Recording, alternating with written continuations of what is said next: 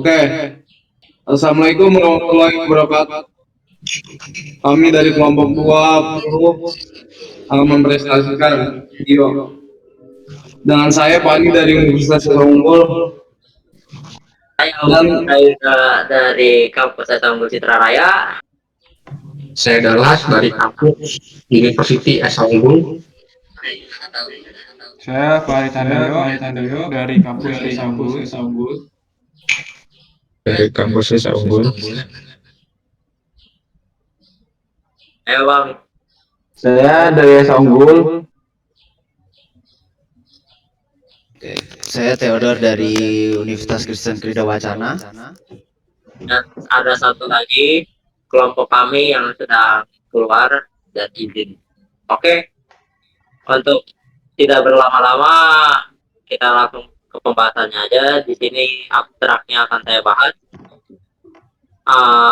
Di ada abstraknya. Ini kenapa bisa kita pilih kasus ini? Karena di Universitas Unggul Citra Raya itu masih nggak ada sistem helpdesk, di mana sistem helpdesk-nya itu masih terpusat di Kebonjeruk, di kampus pusatnya. Nah, dari sini saya melihat permasalahan itu di kelas-kelas itu ada kayak dosen itu gara-gara banyaknya perangkat dan namanya kena laporan juga. Untuk bab 1 saya alihkan ke Theodor. Oke, untuk pertama kita akan membahas bab satunya dulu, mulai dari latar belakang. Ya. Jadi di era 4.0 ini, teknologi informasi banyak membantu manusia dalam mengatasi segala permasalahan. Teknologi informasi juga biasanya dikembangkan lebih lanjut agar pengguna maupun sebuah organisasi mendapatkan hasil yang lebih efektif dan efisien. Semenjak adanya COVID-19, kegiatan pembelajaran di Universitas Esa Unggul terbagi menjadi 3, yaitu daring, hybrid, dan luring. Saat pembelajaran hybrid maupun luring, terkadang ada saja permasalahan perangkat seperti tidak berfungsinya RFID untuk absensi mahasiswa, tidak berfungsinya kamera untuk melakukan hybrid, dan lain-lain. Ketika ada permasalahan tersebut, dosen harus menghubungi pihak bina umum atau sarana prasarana melalui media sosial seperti WhatsApp, yang dinilai kurang efektif karena pelaporan tidak teraudit dengan baik dan lamanya pembuatan laporan karena harus di-print terlebih dahulu. Gunakan cara tradisional, yaitu tertulis menggunakan kertas. Dari pengamatan tersebut, sesuatu yang seharusnya jadi pembelajaran dapat berjalan lancar menjadi terhambat karena adanya permasalahan teknis. Seperti itu. Lamanya pengajuan perbaikan terhadap permasalahan-permasalahan yang ada tersebut membuat para dosen kesal yang akhirnya berdampak pada mahasiswanya pula karena absensi harus dilakukan manual dan lamanya menunggu perbaikan dari staf IT. Jadi selain Oke, lalu ada tujuan penulisannya di sini. Penulisan ini ditujukan untuk menyelesaikan proyek akhir pada mata pelajaran sistem basis data. Penulisan ini juga bertujuan untuk menginformasikan kepada pembaca mengenai bagaimana sistem helpdesk yang sedang berjalan, sistem yang diajukan maupun rancangan-rancangan database dan juga interface user. Oke, di sini ada manfaat penelitian yang pertama itu bagi staf umum, atau pengaju. Yang pertama, dengan adanya dibuat sistem IT helpdesk ini berbasis web, dosen dapat keuntungan efisiensi waktu dalam melakukan keluhan terhadap kerusakan perangkat. Oke, itu yang pertama. Lalu yang kedua, dengan dibuatnya sistem IT helpdesk berbasis web, mahasiswa tidak perlu mencari-cari staf IT untuk membenarkan perangkat bermasalah. Oke, lalu yang kedua itu bagi staf IT. Yang pertama, manfaatnya adalah staf IT dapat menerima keluhan kerusakan dari pengguna sehingga pekerjaan dapat dilakukan lebih segera. Lalu yang ketiga bagi penulis. Dengan adanya proyek akhir ini, penulis dapat mengembangkan ilmu yang dimiliki untuk menghadapi dunia kerja nanti, dan dengan diselesaikannya sistem yang akan dibuat, maka akan menambah pengalaman pada portfolio penulis. Oke, langsung ke lalu ada ruang lingkup di sini agar proyek akhir fokus pada permasalahan yang telah diidentifikasi, maka penulis memfokuskan proyek akhir pada batasan masalah di bawah ini, yang itu ada 5. Yang pertama itu fitur yang dibangun pada sistem IT helpdesk di sini yaitu ticketing, chat, dan logistik. Lalu yang kedua itu metode yang digunakan adalah waterfall. Lalu yang ketiga adalah merancang alur sistem dan database IT helpdesk dengan menggunakan ERD dan LRS. Terus yang keempat adalah merancang prototipe menggunakan Figma. Lalu yang terakhir adalah database menggunakan MySQL. Oke. Di sini saya kasih catatan sedikit. Karena kita cuma sampai perancangan doang, nggak sampai coding, maka database menggunakan MySQL ini tidak digunakan. Oke, lanjut ke pembaca berikutnya, Jonathan, untuk bab 2. Bab 2. Analisa sistem berjalan. Tinjauan perusahaan. Objek dari observasi ini adalah salah satu institusi bernama Esa Unggul, Universitas Esa Unggul yang berlokasi di Citraraya, Tangerang. Universitas Esa Unggul Citraraya ini merupakan sebuah institut yang bergerak di bidang pendidikan cabang Tangerang dari Universitas Esa Unggul Pusat yang berada di Kebonjeruk. Prosedur sistem berjalan. Di Universitas Esa Unggul, sistem helpdesk sudah ada, tetapi hanya tersedia untuk kampus pusat di Kebonjeruk. Sedangkan di Universitas Esa Unggul Citraraya, pengaduan masalah masih dilakukan secara manual, yaitu menggunakan email, telepon, maupun WhatsApp. Proses bisnis yang sedang berjalan di Universitas Esa Unggul Citraraya dapat dilihat di bawah ini. Dari staf umum, jika terjadi masalah, mereka akan mengadukan masalah melalui telepon atau chat. Dan staf IT akan bertanyakan bahwa apakah masalah itu memerlukan pergantian perangkat atau tidak. Jika iya, staf IT akan membuat surat pergantian perangkat. Jika tidak, akan dilakukan perbaikan. Dan saat perbaikan dilakukan, apakah masalah itu terselesaikan? Jika iya, maka menghubungi pengguna bahwa masalah terselesaikan. Tapi jika tidak, maka akan dilakukan perbaikan lagi. Dan kalau semisalkan sudah terselesaikan dan sudah menghubungi pengguna bahwa masalah terselesaikan, maka pengecekan permasalahan akan dilakukan. Setelah pengecekan permasalahan dilakukan, apakah masalah itu terselesaikan? Jika iya, maka selesai.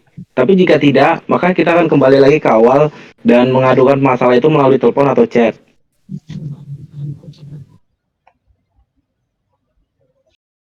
Spesifikasi dokumen masukan. Dokumen masukan adalah bentuk dari dokumen-dokumen yang masuk atau diterima untuk melakukan proses.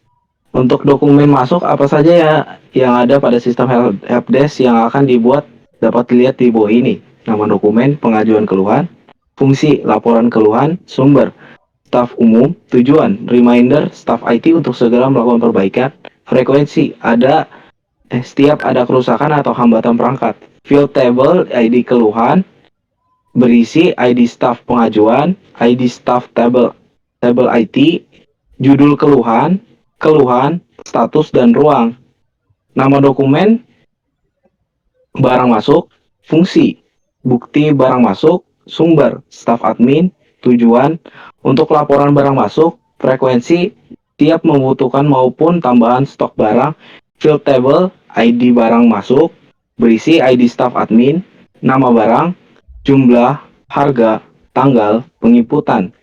Lalu ada nama dokumen pengajuan barang, fungsinya, bukti permintaan barang, sumber staf IT, tujuan, untuk laporan permintaan barang, frekuensi, setiap membutuhkan barang baru ketika ada perangkat rusak.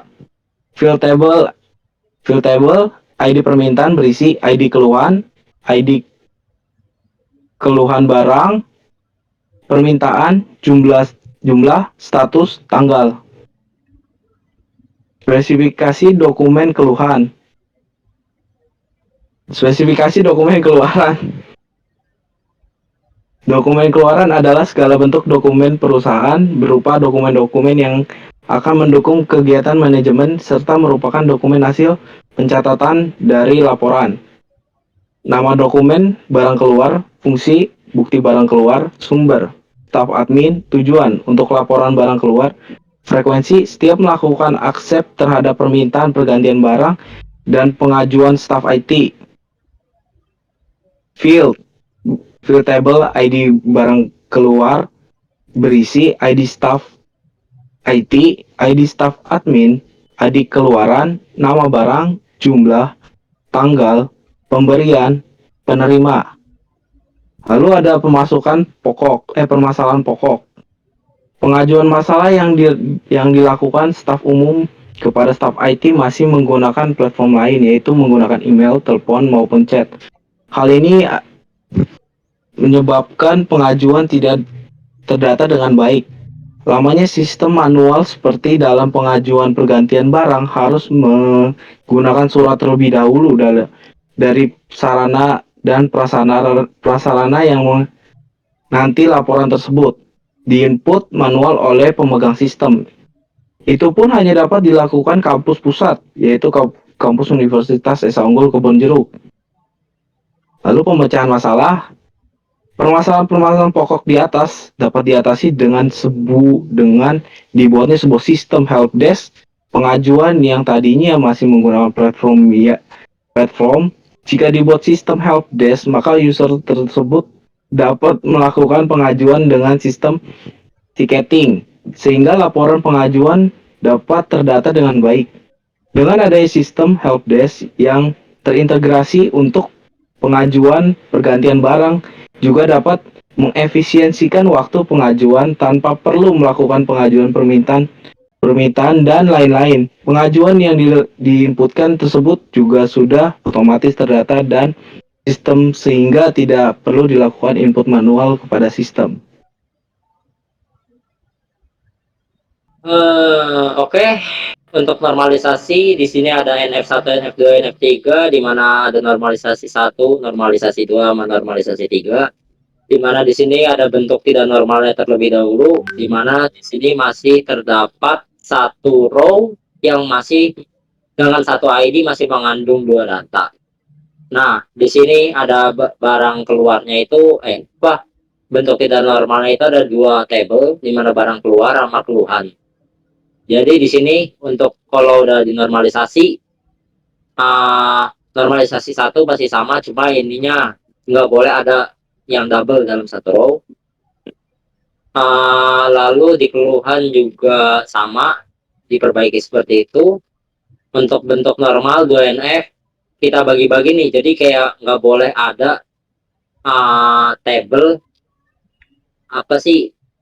foreign key yang bergantung sama primary key lain gitu. Jadi kayak di table ini kan di table barang keluar ada ID stock. Nah, jadi ID stock ini dipisah dari table tersebut. Jadi tersendiri ID stock mengandung apa, nama barang, ID keluhan juga dipisah. Jadi ini datanya terpisah sendiri. Nah, untuk keluhan juga sama dilakukan seperti itu. Sampai akhirnya pada bentuk normal ketiga, di mana semua udah normal, di mana ID stock hanya berisi tabel stock, tabel keluhan berisi data-data keluhan yang sesuai dengan sama tabel barang keluar sama tabel keluhan tadi. Sama tabel staff ini berisi cuma data-data staff doang, dengan role-nya. Untuk ERD saya berikan dulu kepada Theodore. Oke. Untuk di sini kita akan membahas ERD atau yang disebut dengan Entity Relationship Diagram. Kalau kita bisa lihat di sini kita punya entity yaitu ada chat, stok, keluhan, lalu ada barang masuk, barang keluar, lalu ada permintaan barang dan staff. Oke, di sini kan saya akan menjelaskan tentang chat. Di sini dia mempunyai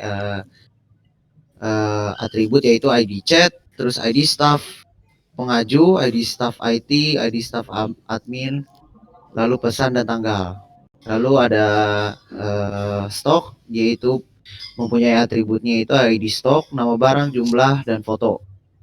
Lalu ada keluhan di sini, ID keluhan, ID pengaju, ID staff IT, judul keluhan, status, lalu ruang. Oke.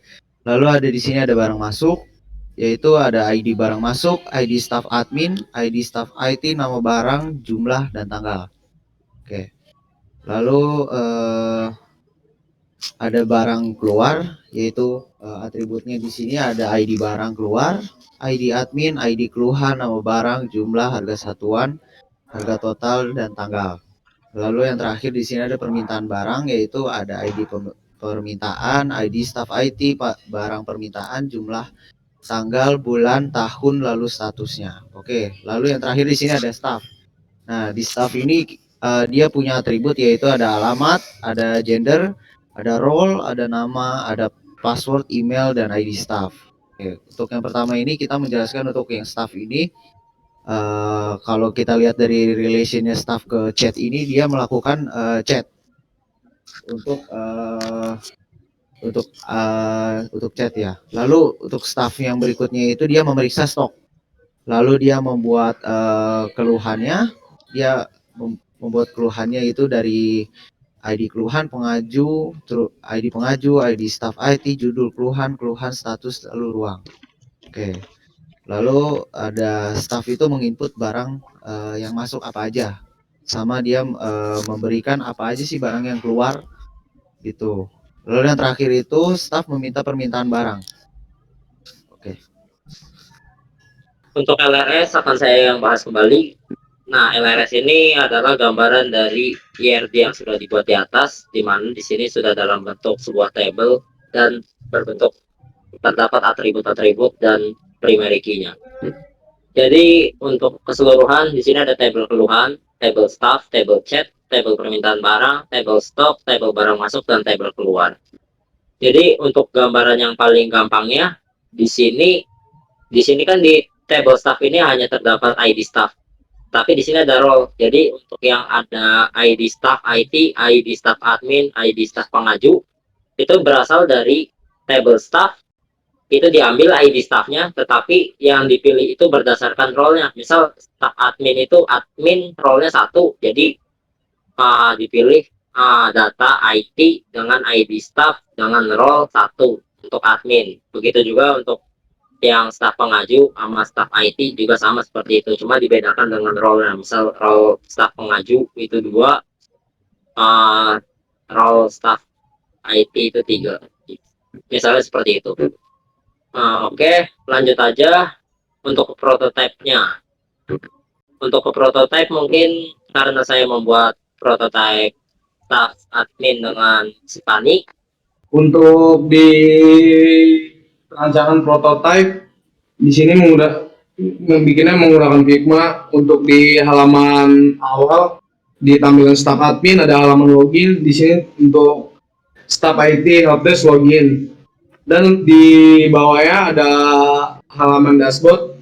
Nah, di dalam halaman dashboard ini terdapat data staff 2, data stok 150, data barang masuk ada 50, sama data barang keluar ada 4.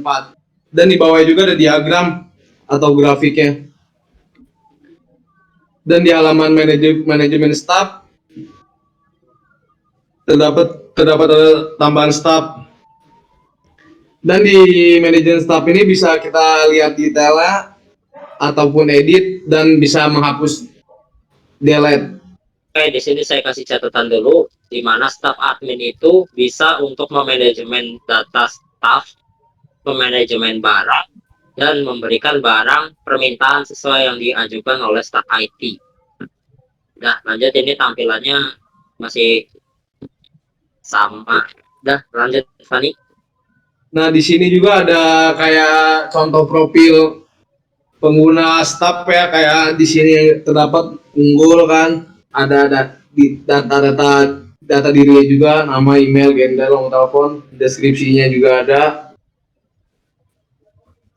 Nah, untuk halaman profil ini bisa diedit datanya juga. Kayak kita bisa masukkan, misalnya ada data yang mau dimasukkan atau gambarnya bisa kita edit juga di sini. Oke, untuk stok barang mungkin saya yang membahas di sini. Untuk stok barang ini tidak ada ini apa-apa, jadi cuma ada button detail doang untuk melihat detail barangnya apa dan berapa jumlahnya. Di sini stok ini bertambah ketika ada barang masuk yang diinput oleh staff admin. di mana staff admin bisa menambahkan data barang, tetapi tidak bisa melakukan edit ataupun delete karena takutnya ada kecurangan atau apa. Nah, untuk barang keluar, di sini juga tidak ada button sama sekali, karena ini hanya untuk report doang bahwa ada barang keluar, tanggal berapa, dan apa barangnya, ID keluarnya apa. Untuk pemberian permintaan barang ini berdasarkan ini yang diajukan oleh staf IT. Jadi staf IT misal mengajukan ada barang rusak proyektor di ruangan sekian, dan di sini staf admin bisa memberikan ataupun menolak permintaan tersebut. Jadi ketika di accept permintaannya, maka barang akan berkurang dari stok barang dan akan mengubah status dari pengajuan menjadi selesai. Begitu. Untuk staf IT mungkin bisa dilanjut ke si Farid Handoyo dan Danang. Di sini saya akan menjelaskan prototipe staff IT, halaman-halamannya.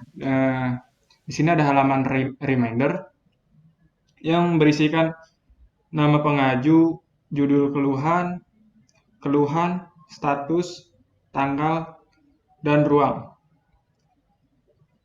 Jenis keluhan ini masuk dari staf umum. Lalu di jenis keluhan ini kita bisa terima keluhan, bisa tolak keluhan, dan batalkan keluhan. Wow. Lalu ada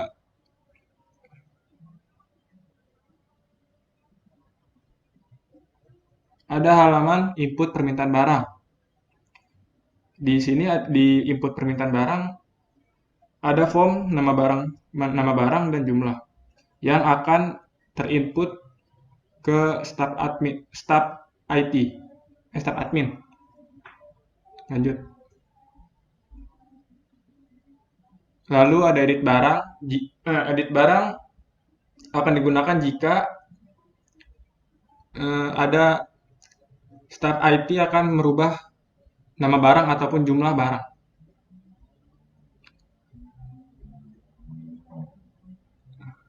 Di daftar permintaan barang ada permintaan barang, jumlah, ruang, status, tanggal, sama aksi.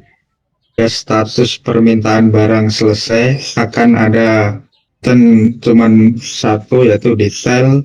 Jika status permintaan barang pengajuan, maka akan ada dua, yaitu detail sama batalkan. Tampilan staf umum, halaman keluhan. Nah, di sini ada halaman keluhan, ada keluhan Anda. Terus misalkan kita mau tambah keluhan, kita bisa pencet ada tombol tambah keluhan di situ yang biru-biru itu. Terus habis itu ada 3 data di sini. Terus dari data itu nanti ada 3 jenis sifat ruangan juga, yaitu ada pengajuan, ada selesai, dan ada ditunda. Kalau sifat ruangannya pengajuan itu bisa, aksinya itu bisa nanti mencet detail ataupun batalkan karena masih pengajuan. Nah, kalau udah selesai itu udah nggak bisa dibatalkan, jadi detailnya aja. Terus kalau ditunda kita masih bisa lihat aksi detail dan dibatalkannya juga. Selanjutnya halaman edit keluhan.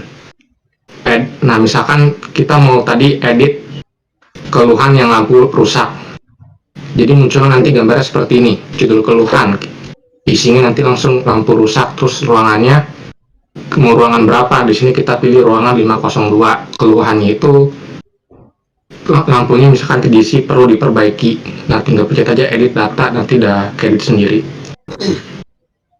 Lalu halaman profil user akan dijelaskan oleh teman saya yang Jumawa ini. Silakan ya. Oke, saya lanjutkan untuk halaman profile user. Di sini sudah jelas untuk profilnya yang bernama Dallas, dan ini ada keterangan ininya, nama, email, gender, nomor telepon, dan alamat. Dan di sini juga ada sosial medianya. Dan dia sebagai staf umum job deskripsinya manajemen staf umum dalam kurung put, edit, dan delete, manajemen data keluhan dalam kurung input, dan mengatur ruangan pengajuan. Next. Dan ini ada tampilan chatnya yang dari Farid, Dallas, dan Danang. Dan berikut isi chatnya. Oke, sip. Oke, langsung saja ke bab 3. Di sini saya akan menjelaskan mengenai kesimpulan dan saran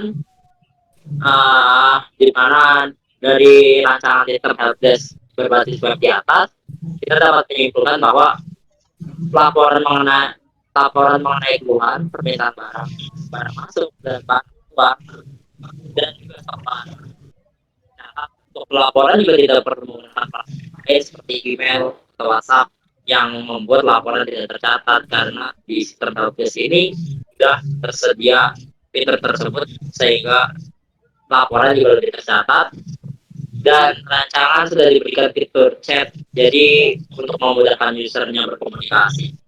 Dan untuk saran kedepannya pengembangan sistem helpdesk ini kita mempunyai beberapa saran, yaitu dibuat berbasis mobile di mana ditambahin fitur kamera, push notification, dan telepon dan video call.